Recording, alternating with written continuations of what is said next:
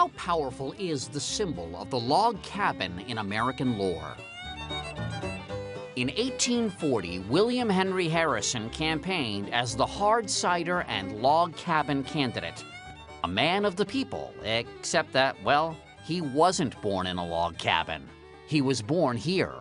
7 presidents, including the rail-splitting Abraham Lincoln, were born in log cabins. You still see them today, some rustic, some grand, a smattering of them Republicans. But most log cabins today are built by 5-year-olds. Where are the Americans with the grit of our pioneer forebears? A few can be found paddling down the Connecticut River, students from Dartmouth College in nearby Hanover, New Hampshire. 2 summers ago, they began building a log cabin to replace one that burned down after 57 years. This is our cabin, though. Okay, wow. Greg Sokol was team leader.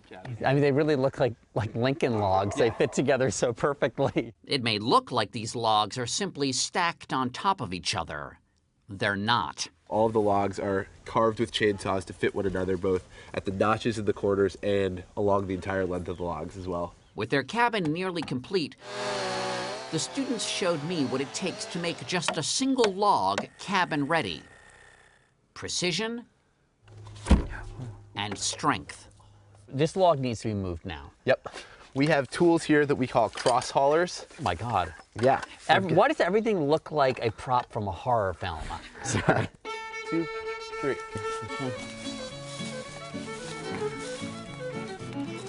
First comes draw shaving, stripping the log clean of bark.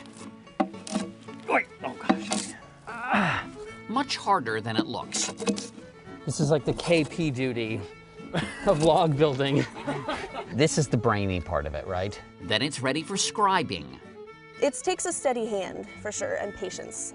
Kate Bowman uses a combination compass and level to mark exactly how much of a notch should be cut out of one log so it fits perfectly over the one below it. And then as you pull it along, you're just drawing the bottom log onto the top one. You are a cool hand, Kate. Can I try it? Sure. Okay. There you go. You really need a steady hand for this. My bubbles are level. How am I doing? You're doing good. Once the lines are drawn, they need to be cut. Time to fire up the chainsaw. This is the most intimidating part. To the layman is the chainsaw. Sure, yeah, I'd say so. Kodiak Burke, named after the bear, started using a chainsaw when he was 10 years old. Safety, I'm guessing, is pretty important.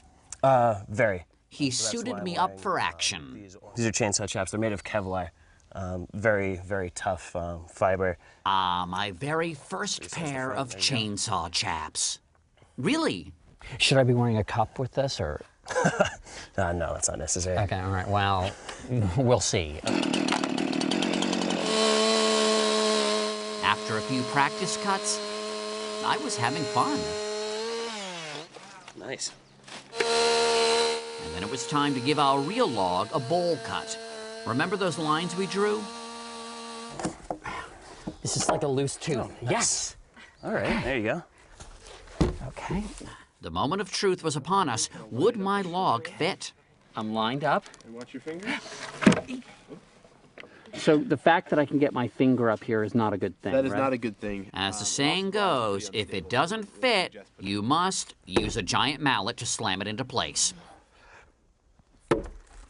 Fortunately, as Max Friedman verified, Here you can see where it kind of curves in on itself. Oh, wow. my log lined up pretty nicely.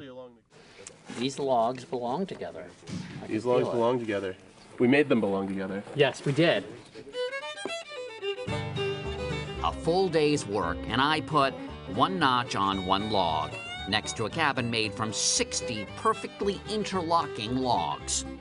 So maybe there's a good reason why presidential candidates used to always claim they built a log cabin. Having a project like that under your belt is something I think gives anyone legitimacy.